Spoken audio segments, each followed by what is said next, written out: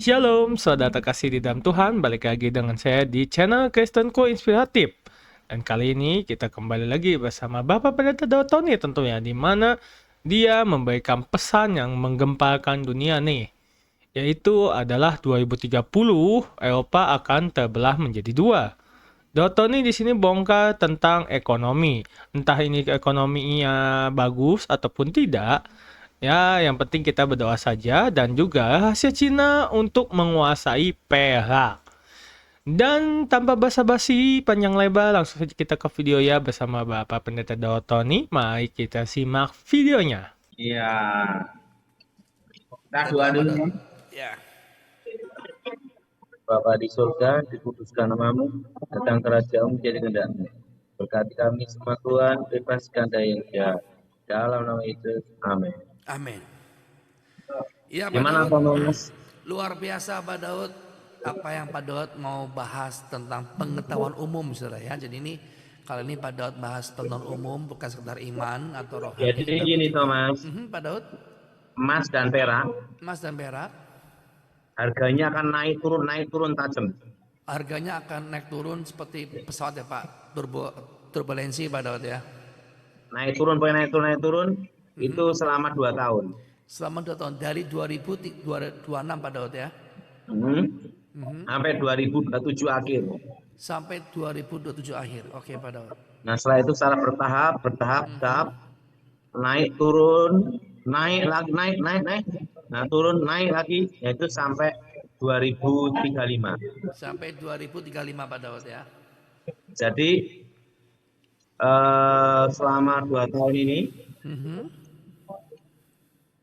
jadi kita investasi yang tepat. Investasi yang tepat Pak Daud ya. Perak dan emas. Perak dengan emas, oke. Nah nanti menyusul tembaga. Nyusul tembaga Pak Daud ya. Kenapa ini naik turun? Karena Amerika bertahan ingin menguasai dunia dengan mata uangnya supaya tetap internasional di dunia. Oke, jadi karena Amerika ingin menguasai supaya emasnya dan negara Amerika menjadi uangnya Pak Daud ya. Ekspor paling berhasil Amerika, ekspor terbesar Amerika itu adalah US dollar. US dollar, ya. Dan itu akan dipertahankan, maka terjadi masa transisi sehingga harga emas dan perak itu naik turun selama 2 tahun. Yes. Nah, tapi nanti dunia akan kembali ke fisik. Oh, dunia akan kembali ke fisik Pak Daud ya. Karena nanti di masa depan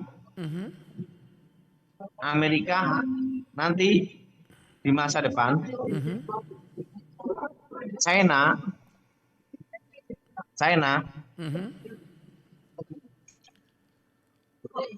Thomas, iya Pak Daud, China akan melepaskan US dolarnya, surat utang negara itu di pasar modal. Oke, jadi nantinya kedepannya Cina akan melepaskan utang Amerika ke pasar modal Pak Daud ya. Di pasar modal. Dan itu yang akan membuat harga perak dan emas dan tembaga naik. Oke. Karena ingat, China dan Rusia tidak mau hanya terima kertas. Ya. Printing money. Dedolarisasi yang terjadi. Siap Pak Daud. Nah, makanya saat ini Amerika memperkuat pengaruhnya dengan menyerang Venezuela,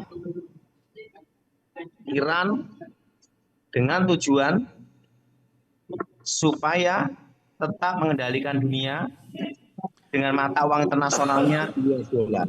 Ya. Makanya harga emas perak naik turun. Betul Pak Daud. Tapi ingat, nanti itu hanya 2 tahun. 2 tahun Pak Daud ya. Siap. Gimana Thomas? Luar biasa Pak Daud.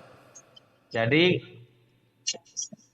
paling cocok untuk investasi perak itu waktu $50 per troy on sampai di bawah $100 per troy on.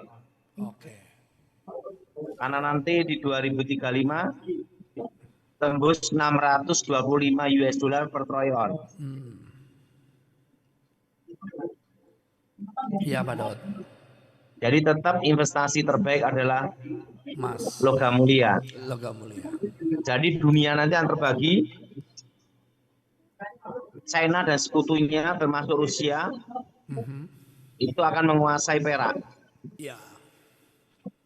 Setelah itu Amerika dan sekutunya menguasai tembaga untuk penghantar listriknya. Ya. Nah, tapi tenang aja, harga perak emas naik turun selama 2 tahun. Ini disebut namanya masa transisi. Masa transisi ya. Gimana pandangan saya, Thomas? Luar biasa Pak Daud. Tenang aja pokoknya. Iya, kita punya iman kepada Yesus Tuhan Pak ya. Iya, oke. Oke, siap Pak Daud. Kita langsung pertanyaan Pak Daud ya. Baru juga Iya. ada pelayanan di sana. Oke, yang pertama. Ya, Bapak Fajar Surabaya, silakan bertanya Pak. Shalom Pastor Thomas, Shalom Pastor Daud. Nah, apa yang saya bantu? Pak Daud, saya minta tolong didoakan, saya sedang mencoba melamar pekerjaan Pak Daud sama pasangan hidup Pak Daud. Minta tolong dibantu doa Pak Daud. Saya sudah usaha buka barbershop, potong rambut cowok. Tapi kok saya rasa kok kurang menjanjikan ini Pak untuk penghasilan doa ya. saya Pak. Kita doa ya. Aku mohon kuasa Yesus bekerja, kekuatan Elohim bekerja, bebaskan dari yang jahat, bebas dari kutuk, bebas kegelapan. Buka berkat dudunya dan berkat itu harus buka baik dalam dimuliakan. Amin. Lanjut Thomas. Lanjut yang kedua. Bapak Rani Malaysia, silakan Pak Rani. Bertanya apa? Ada Bedi. Pertama saya suruh tengok dulu adakah kutuk keturunan masih. Oh, ini ada Thomas. Ada kutuk bengkat ya, sial ya. Ayo kita doain ya, angkat tangan. Darah Yesus hancurkan kutuk. Darah Yesus hancurkan mantra. Darah Yesus bebaskan. Demi nama Yesus roh jahat keluar. Darah Yesus buka berkat. Amin. Lanjut Thomas. Oke, selanjutnya Bapak Terapul Sihombing. Ya, Pertanyaan silakan, apa? Pak. Selamat malam Pak Daud. Saya mau bertanya, apakah saya ada kutuk di dalam diri saya? Kemudian juga di badan saya, apakah ada roh yang mengikuti saya? Karena dulu saya pernah ikut puasa kegelapan gitu Pak. Ini sudah tidak ada ini aman aja. Sudah nggak ada Pak ya? Iya, kita doa ya. Aku mohon kekuatan Elohim bekerja, kuasa Elohim bekerja, bebaskan dari yang jahat, bebas dari kegelapan. Dan sucikan, bebaskan Tuhan dari Tuhan. Amin. Amin. Oke, selanjutnya Ibu Evi Jakarta, silakan.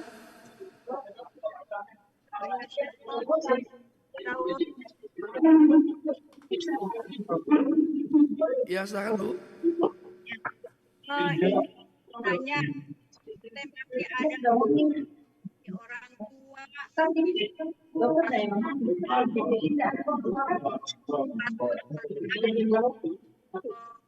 Suaranya tidak jelas, Mas. Dan, Ibu, suara nggak jelas Bu, bisa lebih dekat mungkin? oh iya, Nah, ini apa? Saya mau tanya, apakah saya masih ada kutuk dari orang tua gitu.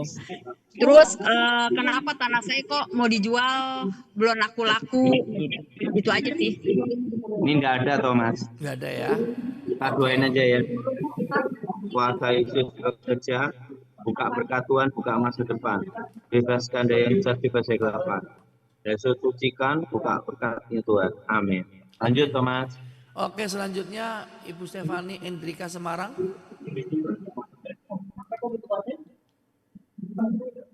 Ya, Ibu silakan, Bu. Iya, saya tuh mau nanya ya, Pak Daud. Saya tuh kan kakek saya dulu pernah, Singkat aja Ibu, singkat aja. ya kakek saya dulu pernah kaya banget dan itu mengambil 4 keturunan kekayaannya. Apakah itu masih ada? Seakan-akan kok berkat itu susah gitu ya. Saya masih ada hutang, Angkat tangannya, doa ya. belum bisa. Darah Yesus, kita doa ya. Darah Yesus, hancurkan kutuk. Darah Yesus, hancurkan mantra. Darah Yesus, bebaskan. Demi nama Yesus, roh jahat keluar, buka masa depan. Amin. Amin. Keluar darah itu selama sebulan. Oke, lanjut. Oke, selanjutnya. Udah, Masih ada? udah 5, Pastor. Oh, sudah 5. Ya, Pak Ya, Daud. oke, Thomas. Ya, oke. Saya ucapkan terima kasih tentu ya buat kalian yang sudah menonton video Bapak Pendeta Daud Tony di channel Kristenku Inspiratif, di mana dia memberikan penglihatannya, yaitu tentang 2030 yang sangat penting yang kita belum ketahui, di mana dunia di situ berubah total ya, tentang ekonomi maupun segala sesuatu, material, mineral, semua akan mahal. Dan ini yang mahal ini termasuk tembaga, perak, dan juga emas tentunya. Di mana pada Tony bilang emas itu akan mencapai 3,2 juta di tahun 2030 tersebut. Dan juga perak di bawah 10%-nya emas. Tembaga juga akan menyusul karena di sini dunia akan terbelah menjadi 2. Dan menjadi 2 itu gimana? Di mana Amerika itu sekutunya menguasai tembaga dan perak dikuasai oleh Cina dan juga Rusia. Dan emas tidak dikuasai oleh siapapun karena emas terlalu tinggi dan harganya to the moon ya. Tanpa panjang lebar, sebelum saya mengakhiri video ini, saya akan membacakan satu renungan firman Tuhan yang ada di Esta 5 ayat 14 yang berbunyi, "Lalu kata Zeres, istrinya dan semua sahabat kepadanya, suruhlah orang membuat tiang setinggi 50 hasta. Dan besok pagi mintalah kepada raja supaya Mordekai digantung pada tiang itu." Arti dari firman Tuhan ini adalah party popper.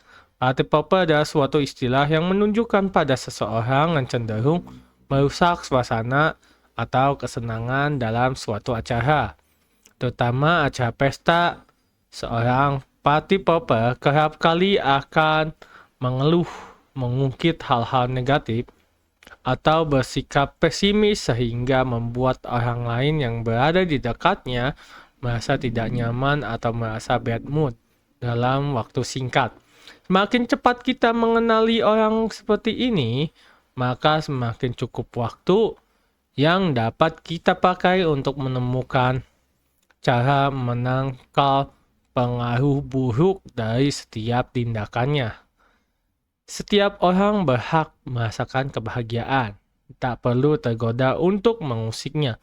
Dan itu dia satu renungan firman Tuhan yang ada di Esta 5 ayat 14. Langsung saja saya mau pamit mengundurkan diri.